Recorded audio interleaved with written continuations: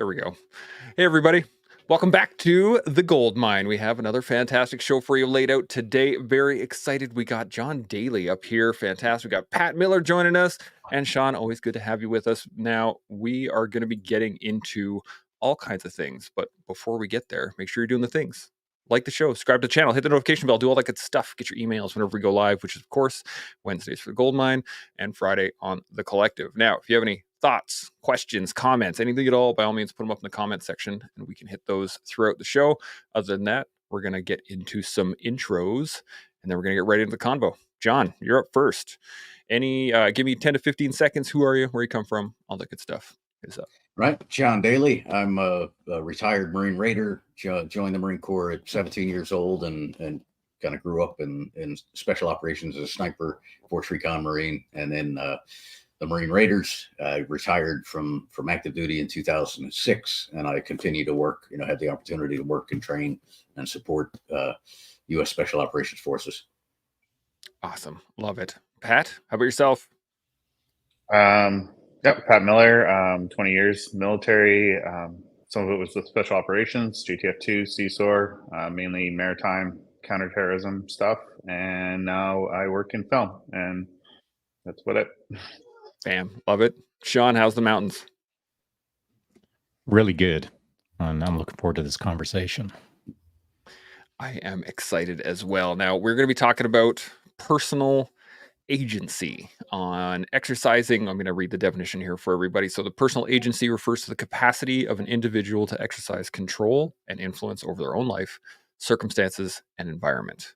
It involves the ability to make deliberate and effective choices, take actions, and shape outcomes. And I picked this topic today because we were just talking about it on Friday, and I wanted to kind of carry on a little bit of pieces of that. So any first thoughts on personal agency before we get into the first video? I'm just going to do a quick little loop here. Pat, I'm going to put you up first. Any quick thoughts? I didn't know what personal agency was until this morning. Googled it, even though it encompasses a lot of the philosophies and ideas that I already understand and know. So I'm actually excited to talk about this. I like it. John, any first thoughts? Yeah, also excited to talk about it. I'm a big fan of, whether you call it agency, self-efficacy, all of these things kind of people who are the most successful have this, right? And so I think it's great to spend some time to dig into it and get some different opinions on what it all entails. Yeah, I totally agree. Shaun, any additional thoughts on this? I'm in line with the boys. I mean, I had to look up personal agency just to make sure I had a proper definition of it. And as Pat said, and as John said, I believe that we have probably been doing it ourselves for a long, long time. We just don't know it as personal agency because there's many different words that we could use to describe generally what we've all done. And so I'm looking forward to the conversation. But honestly, here's my first thought. That was my second thought that I just delivered. My first thought was this. As you were describing personal agency, I was sipping my coffee and I thought, yeah, I freaking understand personal agency, bro. I buy my own world-class greens. I roast my own world-class greens. I brew my own world-class coffee. And I'm enjoying a fantastic Frank Torres Bourbon Natural right now, which is like an international winner. And so personal agency or just coffee. You know what I'm saying? I like where this is going already. John's fired up. He's ready to go. All right, so let me jump on this first video and then we'll get you guys' thoughts on it. Here we go. Here is to be authentic is to express negative emotions. To be superficial is to express positive emotions. And I want to argue that negative emotions are actually superficial. It's easy to get there. Positive emotions are actually deep. You have to pay a price to get there. Despair is easy for me. Hope takes work. Hate is easy for me. Love takes sacrifice. Greed, it's easy for me. Generosity, it costs me something. I think we've created a false narrative because we want to make what is easy for us sound as if it's the most authentic expression of us. Personal agency in our own emotions. First thoughts, John? Thoughts on that? First thought was I absolutely disagreed with him, but as he went through, I was like, yeah, that makes a lot of sense. I think especially for young people, and that's youngish people. That's who I work with. coming in thinking that hey, this is going to be really easy for me is always kind of doesn't bode well. Coming in and thinking that hey, this is too hard for me, I can't do it, doesn't bode well. We got to have the a realistic assessment of our own capabilities, and when you have that, then you are starting off on a much more stable platform, I guess. I like that. Pat, thoughts on this? On the video itself, yeah. So it's interesting because he starts off and you're kind of like, I was probably the same way that John was, but it's weird because we have like people in society that are very they're apathetic, right? And they come across as positive, and they come across as positive, and we have the same thing on the opposite end of the loop. It's like, again, I think I've made this point before about talking about droids. Like some of us are just programmed to just follow a program, but to be able to actually have personal agency within your emotions is a broader scope. Interesting. Shaun, any thoughts? Well, like the boys, I was about 10 seconds into that video and I was shrugging my mental shoulders thinking, man, how much am I going to have to disagree with this guy? But then he kind of, he hit us with the movie plot twist and kind of redelivered it in an entirely different way. And so listening to John's first shot across the bow on the video, I'm kind of like thinking that he's hit the nail on the head for me, as long as I add another little provision to that. And it is probably the best place to be is in the middle ground between the greed and the generosity. Because as the video speaker stated, it is kind of easy to default to greed because it's easy. It's the easy path. The hard path is being really generous with your time, just as the guests are right now, generously, freely giving their time to be on the podcast this morning. And so someone who's greedy, I don't have much respect for. Someone who is generous with their life energy, I have a lot of respect for. But it's difficult to always be on the right side of the force 100% all of the time. And so I think that we have to modulate ourselves, doing our best to be really generous, obviously not being greedy, but not like being so close to generosity all the time that you can't be happy in a middle ground, whatever that middle ground is for you. So that was my first thoughts. I think this kind of lies into, being, say, that's generosity as an allegory here. If you're talking generosity without boundaries, I think that's where that would be the sticking point, right? Is that if I'm going to be generous with my time, that's one thing, but I still at times need to understand I have other responsibilities that I can't always give up stuff to other people. And I'm wondering, how much do you think authenticity plays into building those boundaries, if that makes sense? John, I'm going to come to you. What do you got? Yeah, absolutely. I think it reminds me of virtue ethics, which Aristotelian ethics. That Aristotle was like, hey, you've got to walk the middle road. And that's kind of like Buddhism. Everything, kind of talks about the middle road. So, Aristotle would say that, cowardice, we think that cowardice is bad, right? Obviously. But the opposite of cowardice is bravery. Aristotle would say, no, cowardice is right or left of where we should be. But if you take bravery to the extreme, then it becomes recklessness, right? Reckless endangerment of people's lives, right, in combat. And cowardice, sometimes we don't want to be full-blown cowards, but there may be times when we say, hey, does this make sense?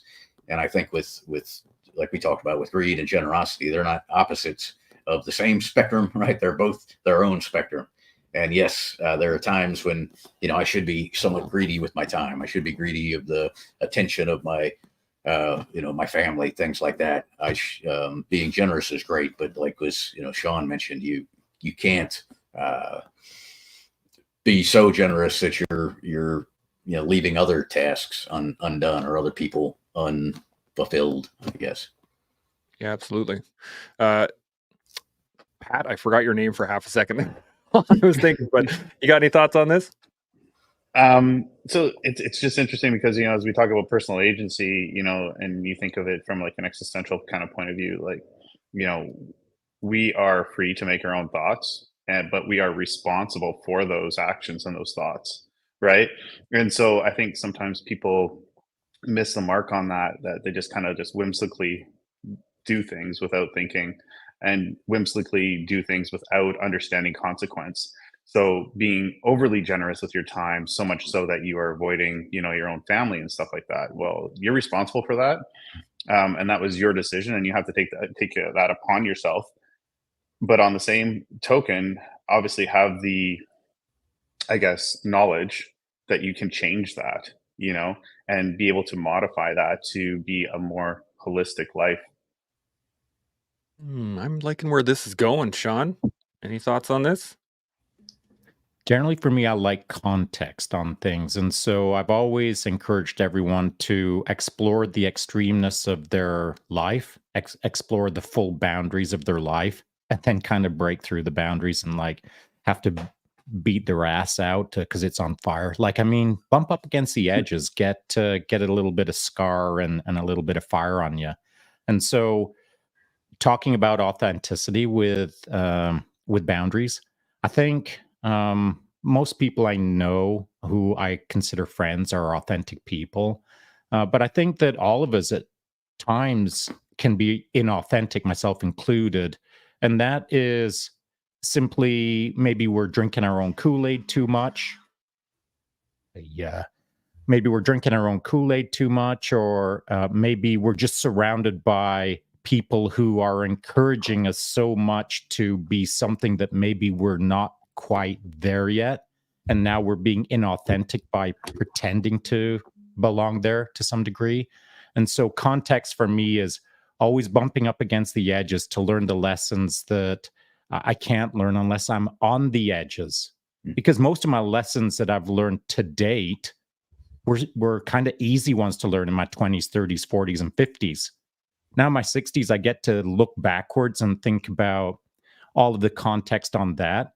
And in order for me to get more learnings, I absolutely have to push up against the boundaries. And so sometimes that has me around situations where maybe I'm not being as authentic as I should, or maybe the people that I'm with aren't authentically belonging there themselves. And so I think with age comes wisdom to some degree, and we're supposed to apply that wisdom to understand if we are truly being authentic in the moment, which is super difficult because in order to push the pace, sometimes you got to end up in places that maybe you don't belong.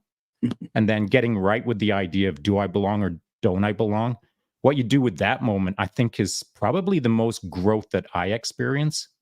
But I'm curious, do you guys experience anything like that yourselves? John, thoughts? Yeah, absolutely. I think that, and my context for most things is the military, obviously, because of kind of where I spent most of my life. I think for me, anytime I was trying to, work my way into a new unit or more of a special operations unit, I absolutely didn't think that I belonged there. And that's, imposter syndrome or whatever you want to call it. But, to a certain degree, you have to, to saying like fake it until you make it. You've got to, pretend that you do the things that people who are successful there do. But I think there's a fine line between being inauthentic and trying to really be fake, be a fake person, doing that thing and be somebody where you recognize. And I got this wrong a lot as a young guy. Recognize that, hey, let me. What do I need to do to become the sort of person that will be successful here, rather than how can I act like I'm the sort of person who will be successful here, or pretend like I'm the, that sort of person. And I think you can be inauthentic. You can stand on your head for a while, right? You can be inauthentic for a while, but that always comes through eventually. You can't keep that up forever. And I talk with our students going through our training about that, hey, we're, people would much rather have you in an authentic state and know that, hey, here's what we can expect from you. This guy, this guy will work really hard, but he's got strengths and weaknesses, rather than have the guy who's trying to be or gal that's trying to be the, secret squirrel, guy 24 hours a day, every day. And that lasts for 3 or 4 weeks. And then it falls off. and then you're left with kind of wondering who you are and how you fit into the organization. It's like faking it until you actually make it, rather than just faking it until you get till your body breaks down, something like that. Pat, you got thoughts on this? It's interesting as we kind of go this direction. You think about, and Shaun would know this, the unit is very effective at taking inauthentic people out of the process very quickly. It's by design, and it can be quite entertaining. And I even suffered from it in a kind of a flip-flop way. I remember doing my first selection that I flunked out on. I ended up getting this mentality that I had to be, I had to have a certain genome that they already predetermined that I would be there or not. And then once I talked to some of my buddies that had been in the unit for a bit, and we were the exact same humans in a motocross and working out, same mentality, same kind of stoic kind of like vibe, across the mentality. And I was like, well, of course I belong there. Like I'm myself. These guys are the same as me. I should be there. So that was where my brain went, and that's how I was able to pass selection. But then you have the guys that are just like super gung ho, and they have that fake it till you make it. And I remember the psych test. We have to do obviously a psychology profile, and we get to lunch after doing, I think it was like 6 hours of psychology testing. And we're sitting down. The guy goes, he goes, dude, did you see the first question on the second test?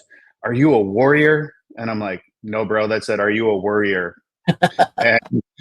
and he's like, you just see his face kind of go blank. And I was like, yeah, you're trying too hard, man. Like, oh man, that 100% I am. I'm the biggest warrior ever. Strongly agree. Shaun, you got thoughts on this? Man, I would have loved to have seen his answer. Wow, that's a great story. Yeah, I don't really have anything that I can add to that. Certainly the one thing that maybe all three of us share, John, Patrick, and myself, is imposter syndrome. I've said it publicly that I've got so much imposter syndrome that I don't have imposter syndrome, except I've got it 1,000% imposter syndrome. I don't even know what I've got. I can't even agree with myself on my imposter syndrome, but I know I've got it to the maximum. And there's, has that made me inauthentic or authentic throughout my life? So believing that I belong somewhere, even if I was there creating it, I sometimes feel that I just don't belong there, that I don't deserve to be there, that I haven't tried hard enough, I haven't levitated enough, I haven't, shot laser beams out of my eyes enough. Sometimes I just get that feeling that I don't belong there, even though I am. And so how long will it last? Well, that feeling's never gone away. My imposter syndrome is still maximum effort. And so I've had to use it as a lever, as a tool to shape my life in ways that have produced outcomes. And so I guess the reason I'm raising the imposter syndrome aspect is, and again, I think the fellas probably suffer from it a little bit as well within special operations. It is a thing. I think that it's important for others to hear that irrespective of what you've got going on inside of you, if you are suffering from some level of imposter syndrome, well, there's always a way. There's always a way to use your strengths and weaknesses, as John said, or as Patrick said, when we're looking at an individual as his pros and cons or her pros and cons, they're both useful to that individual. A team won't want your cons. They'll want your pros. But you as the individual, you've got to figure out how to use your cons as a pro so that you can deliver more pro to the team. And that is a kind of a unique individual journey that I feel, certainly with imposter syndrome as the example, the only way to kind of get right with the idea that you do belong is to every day earn your seat. Like belong, earn it, rather than just hang out in it. So that's how I've solved a lot of my day-to-day imposter syndrome issues is I freaking earn my seat every day in everything that I do. If I'm riding a bike, if I'm taking a photo, if I'm on a podcast, like I'm bringing my game. I'm trying to own it. Now, that doesn't mean that it provides a extremely successful outcome. What it does demonstrate to me is I ain't weak assing my way through life. And if I felt that I was like a scrub, only putting out 30% on the daily, that's too hard on my head as a imposter syndrome dude.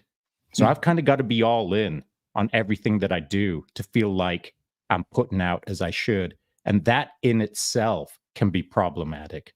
I don't know how you guys have dealt with these kind of things, but I'm curious.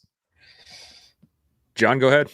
Yeah, absolutely. That's, like I said, one of my favorite topics because, I think all of us, to some degree, and me to a massive degree, suffer from imposter syndrome. Always have, always will. But that shouldn't be confused with the fact that, when I was a young guy that said, hey, I want to be in special operations, I didn't belong in special operations then, right? I had to earn my place every day. I had to bring my A game every day, like Shaun was saying. But so it's, it's very, there should be nothing stopping anybody from going after the thing that they want, even though they absolutely will not belong there when they start, and they won't, may not ever think that they really belong there. But the thing with imposter syndrome is it makes a great passenger in your car. It's a great guy to have in the back seat, like whispering in your ear that you're not good enough, but you can't let the son of a bitch behind the wheel, right? Never let him drive. And I think that what I've come to realize is that particularly within the military, within special operations, people hide it very well, but all of the best people, suffer from imposter syndrome. The difference is, and there's a lady researcher, Carol DeWalk, who talks about growth mindset and a deficient mindset, and the people who are going to be successful have a growth mindset and say, hey, I'm not good at this now, but I'm going to get good at it, or I'll do the things that it takes to get good at it. And they're always, always believe in their ability to improve. People who have a stuck mindset, I guess, don't believe that it's possible for them to get to the level where they will deserve whatever it is that they want. And I think that's this common, I think there's a common misconception that in the military special operations, people are overly cocky and overly confident. There's, some of that, and particularly, I think the higher level that you ascend within the military and within special operations, you find very humble people who are very, who suffer wildly from imposter syndrome, but show up every day trying to defeat it, right? And recognize that, hey, I've got to earn my, rent's due every day. I've got to, earn my place on the team every single day. And as long as you're doing that, and, it really comes down to the point where the team, the guys or gals that you're working with are the ones who are going to tell you if you're being successful or if you're not. And, again, as you kind of move up in the levels, people will be more than happy to tell you that you're not meeting the standard that's expected. So I think, all of us are kind of just collectively afraid of hearing that, of having a peer come up to you and say, hey, man, you're not living up to the level that we need you to. So, I think I'm more afraid of that than of anything else. So that's always what's pushed me, is a fear of not being good enough, a fear of letting down the teammates, really. So that's my long-winded answer. Yeah, I know it's a tough one to crack too. The concept of constantly trying to prove that you're there, in the fear of somebody coming up to you and tapping on the shoulder and being like, "You don't belong here." That's a hard conversation to accept. Pat, you got any thoughts on this? Yeah, no, like I think everyone said that we all kind of suffer from imposter syndrome. And I know that, transitioning into the civilian world, even if I go to my photography or anything else that I've done, even in the film industry, um, you know, sometimes you're on set giving military advice and advising, and you're like, well, I'm nothing special here. Like anybody, there's other people that could probably do a better job than me. But and so like you always have that, that drive to perform. It didn't matter if I was, at the unit, photography, like none of my like for the longest time, none of my photos were good enough ever. You know, they were all garbage. But I think there's a tipping point there. There goes a tipping point from imposter syndrome to owning it and then continuing to earn it, if that makes sense. So, like, I'll take photography for an example. I've done it for years now, and I've been published and all this stuff. It took me a while to actually stop and look back and be like, okay, I need to stop giving away my work. I am good enough. I've earned it. I've been published. I've been used in campaigns and friggin' hired by commercial clients. So why do I still have this? Like, I shouldn't have this imposter syndrome. Obviously, I've proven I've got the accolades behind me. How do I continue to push that further? Right. And so I think there's a tipping point of going from imposter syndrome into, nope, I've earned the seat. How do I maintain the seat and make it better? So I'm loving where this is going, Shaun. Any thoughts? Yeah, the tipping point is really important. I'm glad you raised that, because I would have failed to raise it as a point myself. But the tipping point is so important; it's almost critical to life's journey for anyone who has some imposter syndrome. And what triggers the tipping point can be many different triggers. It could be as simple as you recognizing yourself after putting all the years of work in and seeing all of the outcomes stacked behind you. Finally, the stack is so tall that you can't look around it. I mean, your body of work is so big that you can't deny yourself. But if you got serious imposter syndrome, that stack gets like Mount Everest tall until eventually you might notice it. And so I think that the more important tipping point, certainly for a guy like me, is hearing it from my friends. However, the other part about imposter syndrome is I don't need pats on the back. In fact, they make me uncomfortable when someone congratulates me for doing a good job. If I do anything, I'd rather hear about how I can do it better. I don't need to know how well I did it. And it's neither here nor there whether I believe I did it well. That's actually not even part of the equation. I just don't want to hear congratulations. I just don't want to hear that was a really good job. I want to hear, how can I pull my socks up? And so the tipping point is probably most effective for a guy like me when I hear it from a peer who I really respect. And that can be for a variety of different reasons. But that same peer has to do it the right way. They've got to do it in a cool way. And the cool way is different in every circumstance. And that's why I say cool, because I can't define a specific algorithm that peer has to kick out to satisfy my tipping point. It has to be the right guy saying the right thing at the right time to move my needle as a tipping point. And that isn't, you can't write that down on paper. That isn't just a simple 1 + 1 + 1 = 3. So again, for me, tipping point is important in order for me to really punch forward into the future, but I need to hear it from a peer I respect. I wonder, this raises an interesting question, and I wonder how much of it is the fact that you rarely look back in terms of like the accomplishment itself. Because you've said this on a number of times when you're out racing or coaching or something like that, is that as soon as that objective is over, it's on to the next thing. What's next? Where are we going after this? In that once that accomplishment is there, you're not actually turning around and looking at it going, oh, well, that's a nice stack of accomplishments that I have sitting back there. I don't see you ever looking back there. So I'm wondering if perhaps that's why you need it to get it from the other people. What do you think? Shaun, I'm going to come right back to you. What do you think? Sure. Sorry, was it John or Shaun? Sorry. Shaun. Sorry. You go.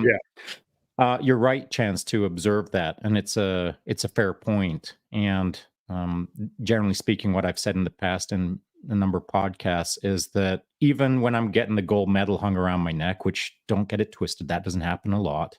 But when it's happening, I'm already thinking about what's next, because I'm not focused on the medal. That's just part of my outcome. What I'm focused on is continually punching forward in a growth mindset, as John was saying. And I'm so aggressively growth mindset oriented that I just don't dwell too much on my successful outcomes. that is perhaps another character flaw of mine, that I don't look backwards and study my body of work too much until it's like almost undeniable. Like until it's kind of like irritating me and pushing up against my back big. I just don't like looking backwards and living too much in the past. And that's what made me, as Pat would understand, leaving the teams or leaving Tier 1. When I left that, I just wasn't desperate to cling to my past. Punch forward into the future and engaged in the civilian world as best as I could through a number of careers, but just didn't look in the rearview mirror at all.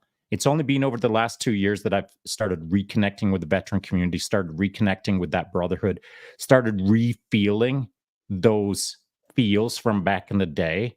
And that in and of itself is uncomfortable. The example being when I was at Operation Pegasus Jump just last week, out on the drop zone for a week, hanging out with all the brohemos. I had too many people come up to me and congratulate me on the podcast. Like, I was super uncomfortable just hearing how well the podcast is going. And so it helps that it's coming from people that I respect. And it's good to know that the community is picking up what we're putting down. I just wish they would tell it to someone else, the guy who is comfortable with hearing praise. And so I don't have any solutions on imposter syndrome at all. When I'm 70, I'll still be trying to figure it out, I'm sure. So that's my thought. I love this. John, you got thoughts on this? Yeah, absolutely. There's a whole lot to unpack there. I think certainly between, what Shaun is saying, I think that's why, we've been successful in the units that we were in, is because we didn't stop to look back. We're always pushing forward, and there's so much value in that. But I think there's at a certain point, and I think it kind of comes with wisdom. Like we were talking about, with age, hopefully comes wisdom. And part of that wisdom, I think, is that recognition.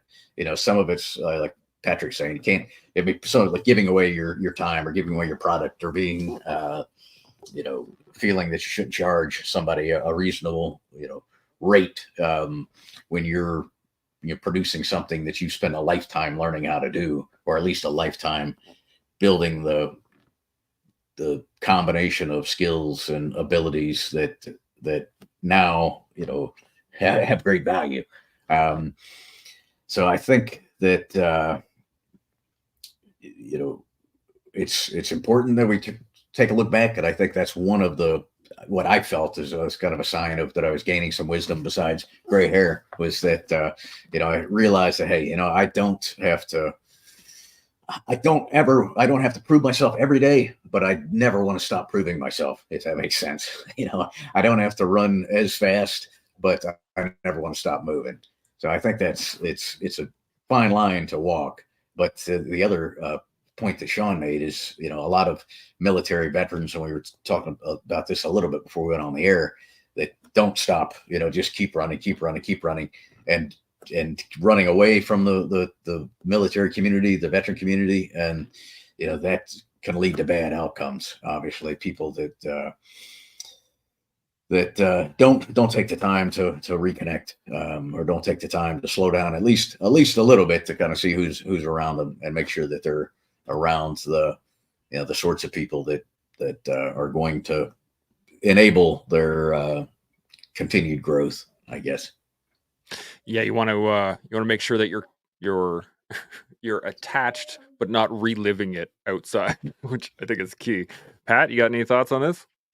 Yeah, I'm actually curious on kind of your guys' thoughts on this as well.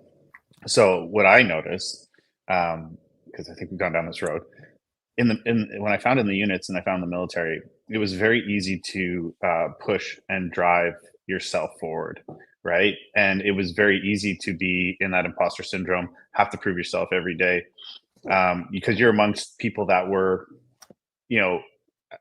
as good, but most of the times, in the way that I felt, were better than me. And I wanted to obtain that, and I wanted to drive towards that, and I wanted to improve myself every single day. And it's weird because when I come into the civilian world, and I'm not cutting the civilian world down here, but I find that gap is much larger, and so it takes me a harder time to find people that I not only align with, but I actually like, say my body of work, say with photography. I look at a lot of photography and I'm like, that's garbage, garbage, garbage, garbage. And then all of a sudden I'll see something that just humbles me. Like it's a punch in the chest. It will humble me so hard that I'm like, I'm junk. I need to freaking work harder. Right. And I find that actually, in a way, I find it kind of, I don't know what the word is. I found it more exciting in the units because every single day, every single minute, I was trying to push myself and be better. And then in the civilian world, I can sometimes land in these points of complacency where I'm like, yeah, I'm pretty good, and then somebody will come along and punch me in the chest and remind me that I am not so good. So I just find that interesting. I'm loving this, and interestingly enough, the first time we did imposter syndrome as a topic for the show, it was Seb Lavoie, former ERT Sergeant Major, Sean here from JTF2. We had 2 Green Berets, and then there was me who was running the show, and I was like, what am I doing here? This is so out of my comfort zone and so out of my realm. But sitting there talking to everybody was talking about the same thing, and that it's that little bit of, I think, as you said, John, having somebody in the backseat driver saying, "Should you be here? Should you be here?" And just having that question asked on a regular basis, I think, is a key to be able to move constantly forward. Because if you're not asking yourself that question, then the answer is, yeah, absolutely belong here. I totally belong here. And you know what? Nobody else belongs here. And then it becomes a very one-sided thing rather than two-way, at least in my mind. Any other further thoughts on this? Or I got another video lined up that is going to take us in a similar range. What do you got, Sean? I'm glad you raised that subject, Chance, because I do recall that episode. And you have brought that up a couple of times about how uncomfortable it was with that crowd. But it's important that you followed on with, we're just a bunch of dudes hanging out with microphones. We're just humans. Nobody's dropping triple Olympic back squats right now or anything weird. So it's just dudes hanging out with dudes in that episode, just like it is in this episode. And I found that over here on the podcast that, generally speaking, no one comes in with a big attitude or a big ego. Everyone just kind of hangs out and tries to pass along the wisdom from their life. So I find it quite an interesting soup bowl of talent that doesn't appear to be overly talented until the conversation starts unfolding naturally.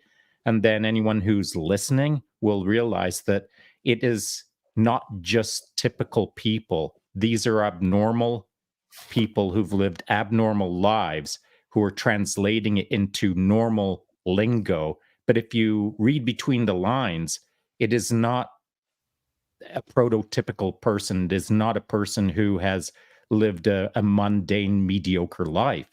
And so being in the mix with these panels on the regular, it can be almost overwhelming if you start looking at yourself as, well, I'm just a tiny little bug on the back of this water buffalo.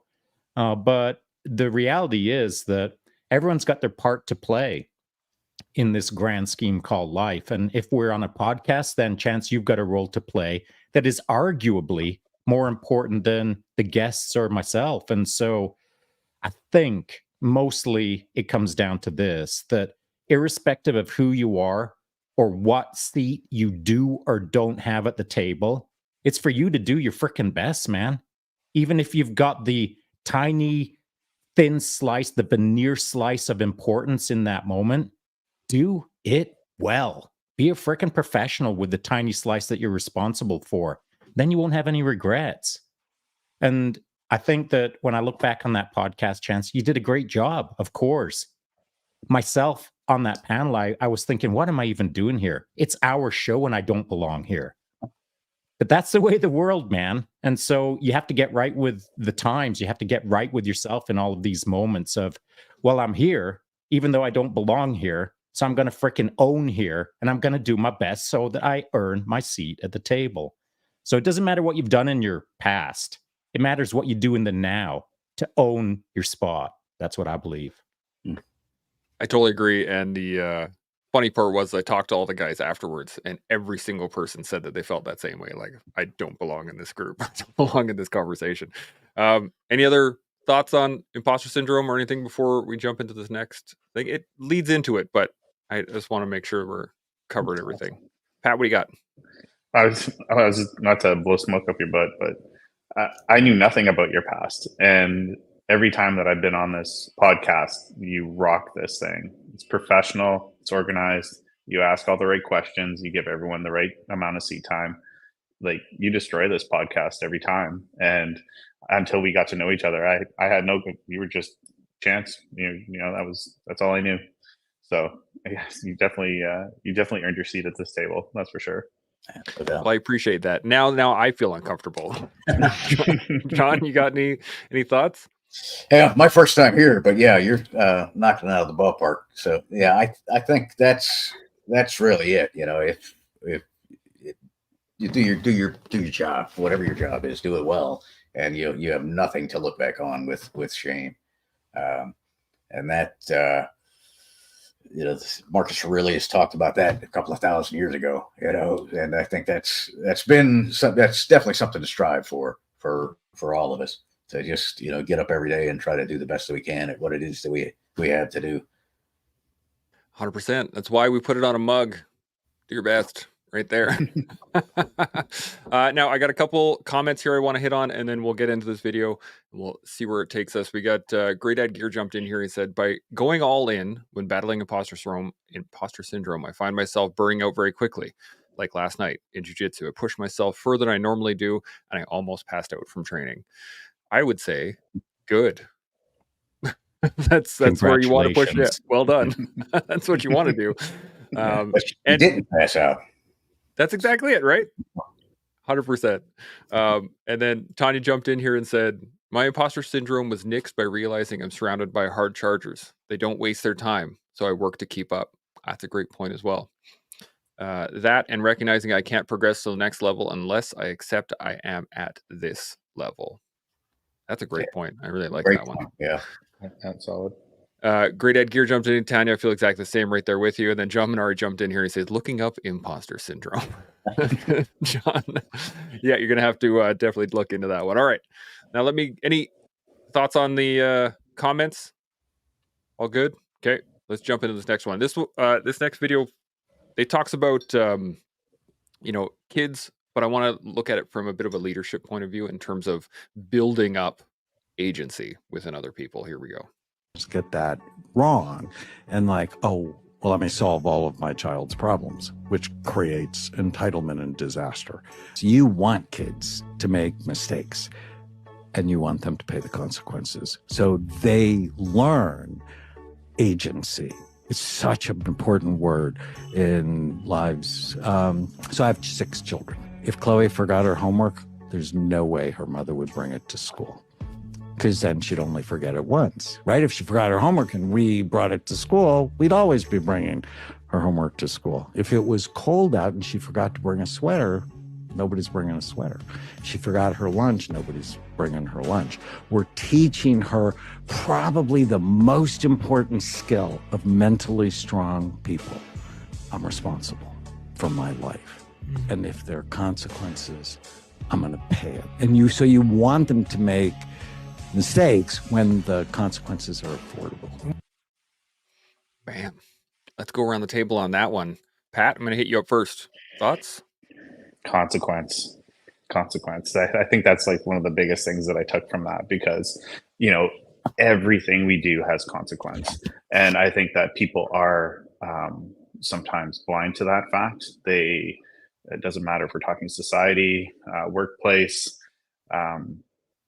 people do not understand consequence. And it's interesting because, and I don't know how you guys might feel maybe for or against this, but that's one reason why I think having a chance to serve in the military teaches you that, especially if you're a younger person, right? I mean, if you didn't get that lesson from home, you learn consequence very quickly in the military.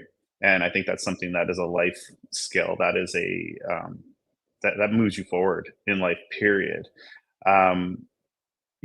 Self-correcting mistakes are real, right? If you go and you freeze, well, then you're probably going to remember not to freeze next time.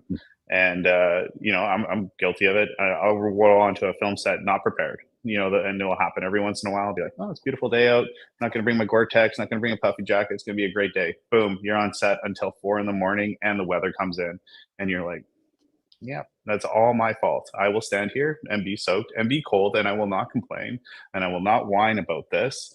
I will just do my job. Bam. I love it. John, thoughts on that? Yeah, absolutely. And you hit it right on the head. The military does a great job of that. I think and I hate to be the old guy who's like, get off my lawn. Back in the old days when we were tougher. But I do feel that that's something that's somewhat being lost. Of consequence for your actions.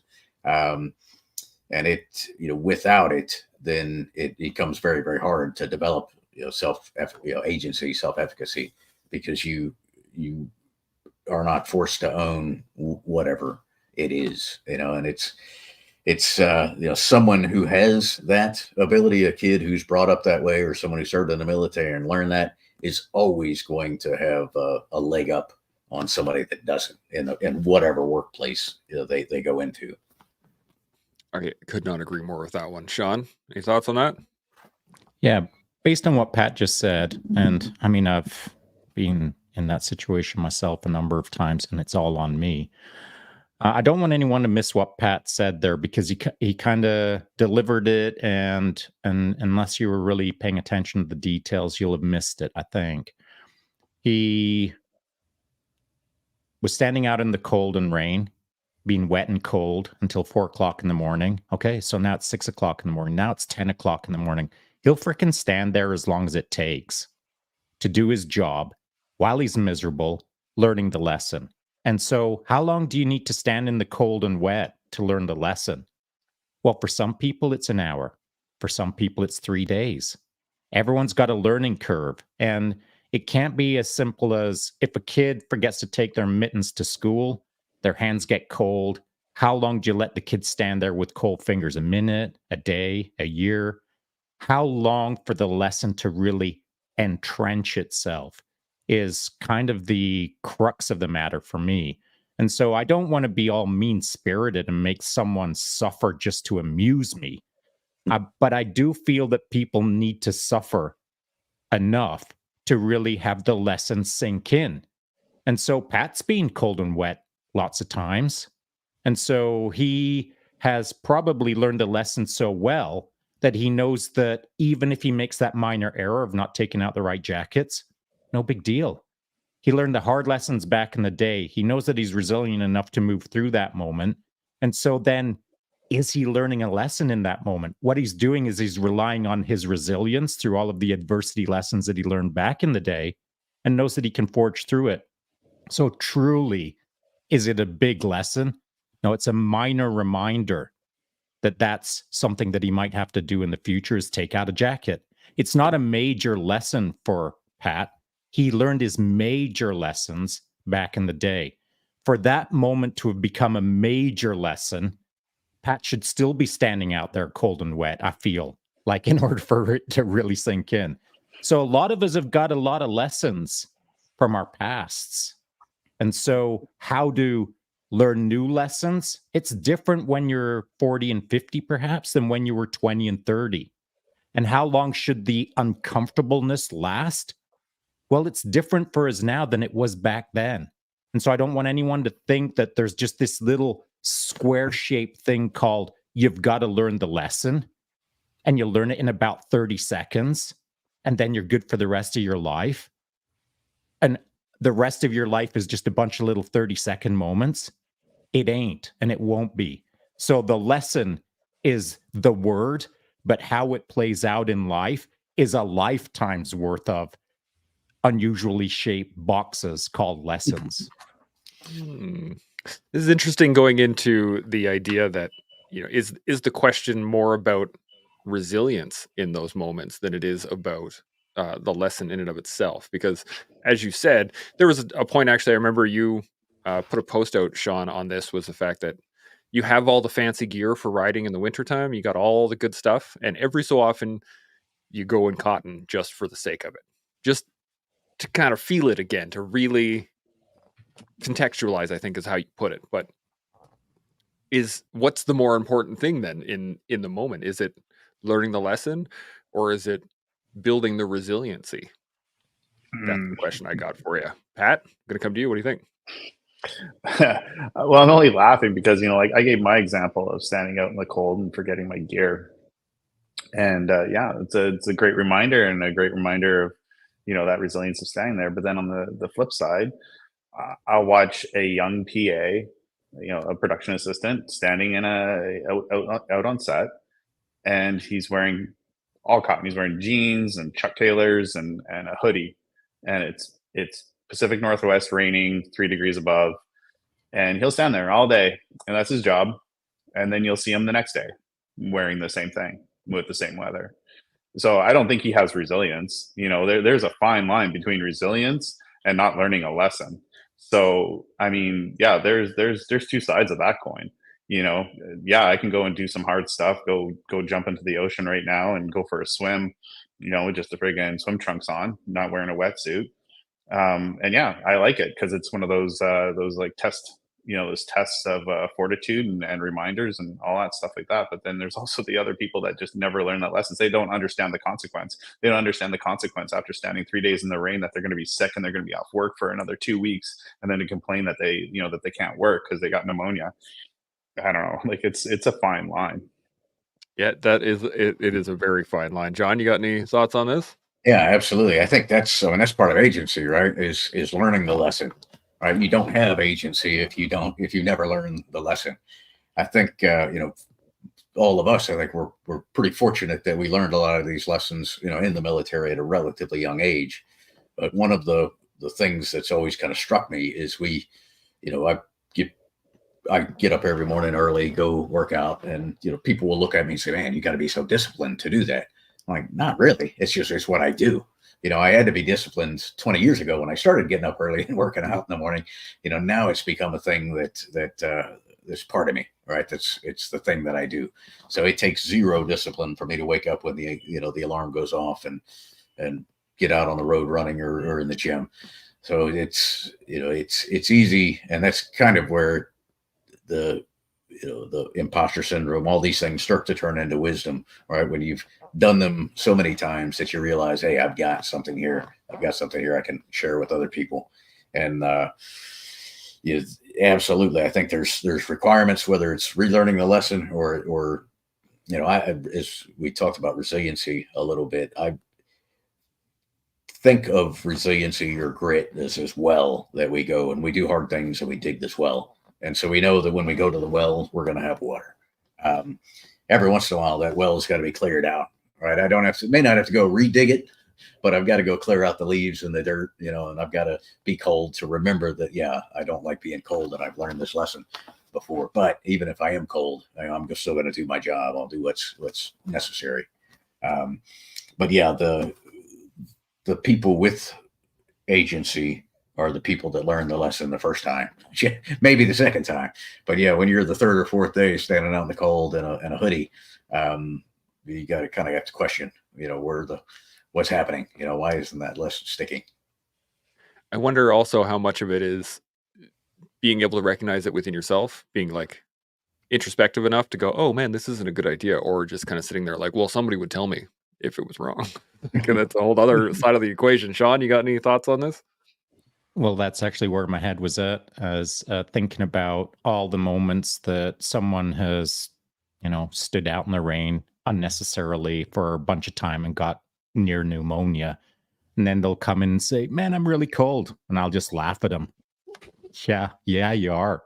Why? I think that, Tough Rugged Bastards, John's book, those words, tough, rugged, bastard, should denote something, and it should represent a certain character of individual, and I feel that this toughness and ruggedness is less normal than it used to be, perhaps. And so how does a 19-year-old young man on any set or any part of the world or in any job how did they learn how to become a tough, rugged bastard if the moment that I see them standing out in the rain, I run straight over them, wrap them in a Gore-Tex jacket with some extra bubble wrap and say, don't worry, I've got a huggy blanket back for you when you're finished your 3 minutes in the rain. I feel when I see someone standing out in the rain like that, right on, good. Start suffering. And if they're going to get pneumonia, I might stop them a few minutes beforehand and say, dude, you're almost dead. Come on in. You're not getting any bubble wrap, but you are going to get a change of dry clothes and go stand in the warmth. And so I think sometimes society is just a little too quick to stop the suffering, is a little too quick to keep soft, rather than let soft turn into tough. There's no way anyone can ever be rugged unless they have stood out in the rain and suffered without a safety line thrown to them, knowing full well that no one's coming to save you. And even worse, you're going to be there for a whole lot longer by yourself, figuring out what is inside of you. Are you tough enough to move forward in a direction that is suitable for you? So I love the fact that there's a 19-year-old out there close to pneumonia and hopefully learned a lesson. And if they didn't, all right, they'll learn it years from now. They can look back and see how dumb they were. But that's for an entirely different conversation. This whole thing made me think of using leather as an allegory, right? If you have a really nice set of leather work gloves that are tough and they're rugged and they can do a lot of things, that leather had to be, dunked, it had to be stretched, it had to be scraped, it had to be dried, it had to be like over and over and over, all these things that would technically be stressful on the actual leather itself. So in order to make it rugged, it has to go through all of those things to kind of beat it down to a point that it's then tough and rugged. So that's where my mind goes to it. But we are running a little short on time right now, and I just wanted to say thank you guys. This has been a fantastic conversation. John, Pat, Shaun, this has been wicked. I have one more video that I'm going to do. It's a short one, and then I'm going to get your guys' final thoughts on the video and everything else that we've discussed here. So here we go. This is, if I can hit the right buttons now. There we go. Wish none of this had happened. So do all who live to see such times, but that is not for them to decide. All we have to decide is what to do with the time that is given to us. Bam. Nice and quick. Final thoughts on everything we've gone over so far on agency and that particular clip itself. John, I'm going to put you first. What do you think? Yeah, I think that's kind of sums everything up in a Gandalf, in a nutshell. That all we can do is the best we can do with the time that we have and the position that we have, and we'll be able to do more with whatever it is that we have when we work to develop a level of toughness, when we work to do the best at it that we can, and when we commit to the idea that we're the ones responsible for ourselves, the whole idea of agency that we talked about. Love it. Pat, final thoughts? Well, yeah, not to sound like a typical Instagram tile, but like I've always believed in memento mori, right? Remember, you're going to die. And I've always hoisted that aboard. Very true in my life. It's we have a finite amount of time, and you're either going to go through it like a droid, or you're going to go through it as a semi-awake, evolved person. And you have to start building those tools to be able to, maximize that bank account, because it's again finite. Seek out those tools, seek out all the things that personal agency kind of incorporates, so that you can use that short time on Earth to your maximum. I mean, why else are we here? I mean, if you're just here to just die, then why don't I do some really cool stuff before I do? I love it. Shaun, final thoughts? 2 final thoughts. I'll keep them brief. First one is in reference to your work gloves analogy, Chance. I like it, but here's the added sort of twist for me when I was listening to that. is those work gloves that maybe you're issued when you get to a unit that likes to push the pace. Now you've got your brand new gloves. You're supposed to get scars on them. You're supposed to get them scuffed up. They're supposed to get dirty, maybe even a hole or two in the knuckles. And so I love the idea of the work glove being created through an adverse process, but you get issued brand new gloves, bro, that you're then supposed to reverse that issue, put the hurt on them yourself, as it were. Second thought is Gandalf. Do what you can with the time that you've got. There's another clip out there about James Bond where it talks about, use your life for the service of others. And as I look at the panel and as I think about this podcast, it's precisely what we're doing. We're offering up our time graciously, freely to try to help others who are listening to this later today. And I don't think there's a finer example of use your time wisely than volunteering your time to help people understand to use your time wisely.